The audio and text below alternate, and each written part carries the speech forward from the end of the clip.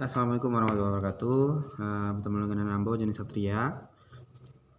Baik, pada kesempatan ini kita akan membahas tentang potensi yang ada di Singgalang. Jadi selama awak yang tinggal di Singgalang tentu tahu gitu ya bahwa Singgalang adalah negari yang cukup berpotensi atau cukup kaya sebenarnya. Baik dari sumber daya alamnya, dari manusianya dan lain sebagainya. Nah, pada kesempatan itu kita akan bahas satu persatu. Nah, tapi sebelumnya silahkan subscribe bagi kawan-kawan sana-sana wan-wan yang udah mambo yang belum subscribe. Oke, kawan-kawan. Oke, yang pertama adalah Nari Singgalang kayu dengan potensi alamnya.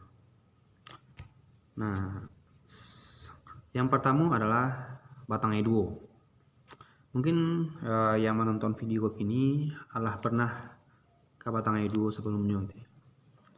Dan kalau yang adalah pernah, tentu mengetahui bahwa Batang Eduo itu sebenarnya cukup potensial dijadikan tempat wisata yang menarik yang bisa menambah income bagi Nagari Jawa. Kalau kita lihat di Lubuk Basuang itu ada namanya Nyarai. Nyarai itu kalau dicelik-celik lebih baik rasanya Batang Eduo dari Nyarai itu gitu.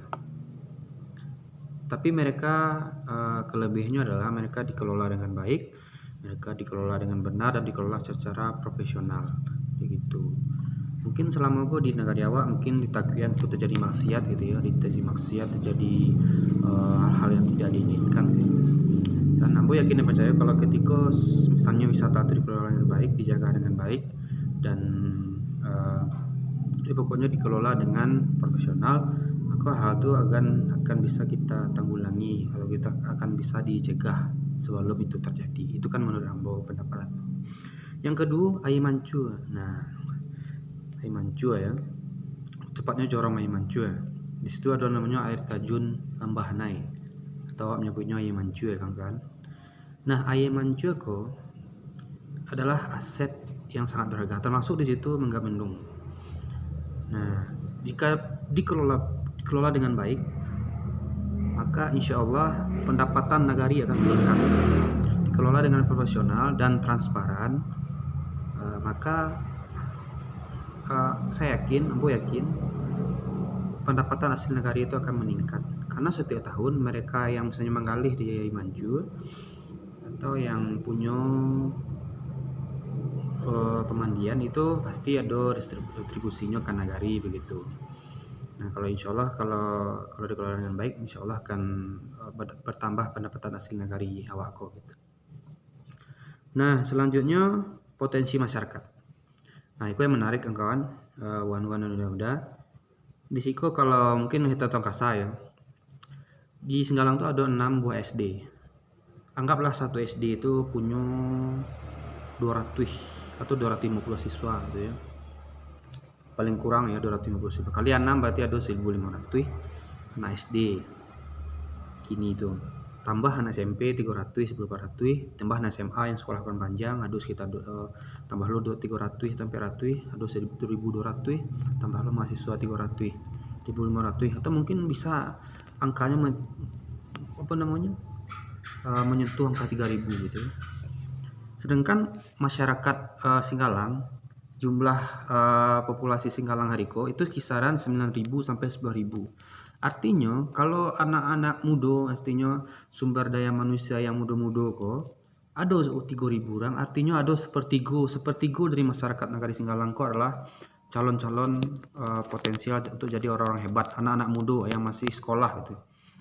Bayangkan kalau misalnya dikelola dengan baik, dibina dengan baik, maka 10 tahun lagi, 20 tahun lagi gitu ya, maka banyak orang-orang hebat lahir di Singgalang gitu. Karena yang tua itu pasti akan pergi gitu ya, yang gantian adalah yang muda-muda. Tapi kalau yang muda-muda yang 3.000 rusak, maka rusaklah masa depan negara Singgalang. Nah, itu potensi manusianya gitu ya. Yang mau bahas tadi adalah anak-anak sekolah, SD, SMP, SMA, mahasiswa gitu ya, baik S1, S2 atau S3. Nah, selanjutnya yang menjadi potensi masyarakat adalah perantau. Sampai hari kita kan di Singgalang untuk perantau itu masih sifatnya mungkin berkelompok, misalnya perantau Jorong Gantiang, perantau Jorong Koto atau perantau Sikabu. Secara umum Singgalang belum punya oleh database atau data lengkap tentang perantau, berapa orang perantau gitu ya. Jadi perang panjang, berapa orang di Padang. Ya beda sama misalnya kalau kebetulan aku pernah baca-baca tentang Nagari Suli Aye. Di situ perantaunya dipetakan. Jadi kalau di Jakarta per orang perantauan sampai ke Australia, sampai ke Jerman, sampai ke luar negeri ini. Akhirnya di Nagari Nagari Suli Aye itu cukup maju hariko gitu ya. Bukan dari majunya bantuan dari pemerintah, tapi bantuan dari perantaunya gitu. Nah, jadi perantau termasuk aset yang sangat berharga bagi Nagari Singgalang. Nah, selanjutnya adalah organisasi masyarakat.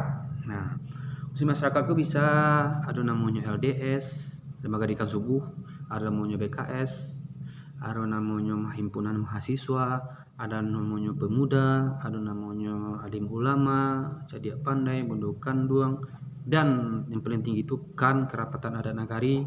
Ada yang lain-lain yang dibuat anak-anak, misalnya di Jerman Panting adalah organisasi masyarakatnya, di Koto ada lo, di Subarang, di Gantiang, di Kadudang dan sebagainya ada lo gitu. Dan Iko sebenarnya adalah potensi, sebab setiap ormas itu pasti punya ide dan gagasan yang pasti bermanfaat untuk Nagari gitu ya. Jadi pemerintah Nagari harus terbuka terhadap masukan dari organisasi masyarakat seperti itu. Nah selanjutnya, tadi itulah membahas potensi alam, yang kedua potensi masyarakat, yang ketiga potensi keuangan. Nah, yang pertama dana desa. Singgalang itu menerima dana desa kisaran 1,2 miliar per tahun. 1,2 miliar per tahun ya. Dan di samping itu Singgalang juga menerima dana Fokir. Kalau tahun lalu kita punya 2 anggota dewan, berarti kalau satu anggota dewan menerima 1,5 miliar Fokir ya, maka Singgalang kalau memang 100% ke Singgalang, maka Singgalang menerima 3 miliar dari Fokir tahun lalu. Kalau sekarang mungkin 1,5 miliar gitu ya. Yang ketiga, dana bagi hasil retribusi dari pemerintah gitu ya. Misalnya ada dana PBB itu ketika ada pemungutan, Nagari juga mendapatkan persen dari situ. Dan juga ada dana alokasi umum dari provinsi yang jumlahnya cukup banyak juga gitu ya. Nah, anggaplah misalnya kita hitung ya, dana desa ada 1,2 M, Fokir 1,5 gitu ya. Dana provinsi mungkin ada sekitar ratusan juta juga. Maka ada sekitar 4 M, kurang lebih ya, 3 atau 4 M yang harus dikelola oleh Nagari. Maka perlu manajemen yang baik, perlu manajemen pengelolaan yang baik dari Nagari, perlu penentuan prioritas yang benar, dan juga perlu kemampuan manajerial gitu ya dari orang-orang yang berkecimpung dalam hal itu gitu. Kalau tidak, maka akan sulit mengelola uang yang cukup banyak gitu ya, dibandingkan dengan 10 tahun atau 20 tahun yang lalu, atau ya ada awal 2000-an itu kita hanya menerima sekitar ratusan juta, sekarang MM-an bacanya gitu ya. Maka diperlukan orang-orang yang mampu memanage ini gitu. Jadi kawan-kawan, di sini saya hanya ingin menyampaikan bahwa Singgalang itu adalah Nagari yang cukup potensial, Nagari yang kaya, dan Nagari yang sangat memiliki potensi alam, potensi masyarakat yang luar biasa. Nah, dengan potensi sebanyak itu juga dibutuhkan maksudnya orang yang mampu memanage itu ya. Harapan saya siapapun nanti kan ada pemilihan wali nagari gitu ya. Siapapun yang jadi wali nagari, siapapun yang nanti memimpin nagari ini, harapan saya beliau mampu untuk menjadikan nagari ini lebih baik dan mampu menyatukan kita semua dan mampu untuk memanfaatkan potensi-potensi yang saya sudah bacakan tadi, yang Ambo bacakan tadi. Nah, mungkin itu. Semoga kedepannya Nagari Singgalang bisa menjadi lebih baik, menjadi Singgalang emas gitu ya, Singgalang madani atau Singgalang yang luar biasa seperti harapan kita semua. Jadi kawan-kawan, tapi semua itu tidak akan menjadi kenyataan tanpa adanya keikutsertaan dari seluruh aspek, seluruh lapisan masyarakat. Jadi nagari ini tidak bisa diselesaikan hanya oleh satu atau dua orang saja, tapi harus ada kontribusi dari seluruh masyarakat, termasuk tadi ormas tadi, termasuk dalamnya pelajar, mahasiswa dan sebagainya.